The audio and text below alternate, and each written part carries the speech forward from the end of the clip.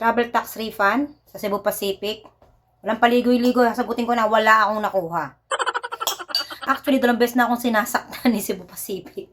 Kasi nga, online. Cebu Pacific, why naman online ang pag-refund ng tax sa inyo? Bakit yung iba namang mga airlines, sa gate pa lang nakukuha na yung travel tax refund? Bakit sa inyo kailangan pang online? Sa ibang nakakuha sa Cebu Pacific, edi wow, kayo na. sa check-in pa lang, inalam ko na, ang sagot agad sa akin, online. So, pagpasok mo sa Terminal 3, may nakalagay doon travel tax refund. Sasabihin din sa'yo doon online.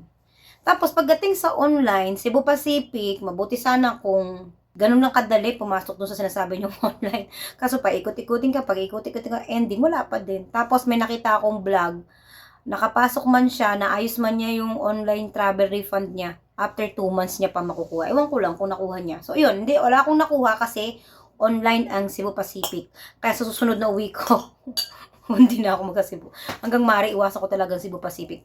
Nagsi-Cebu Pacific lang kasi ako kapag talagang, alam mo yung emergency or kagipitan na sa budget. Kailangan ng murang-murang ticket. Yan, Cebu Pacific. Pero, yun nga, sad to say, wala akong refund. Kaya kakain ko na lang ng kanton.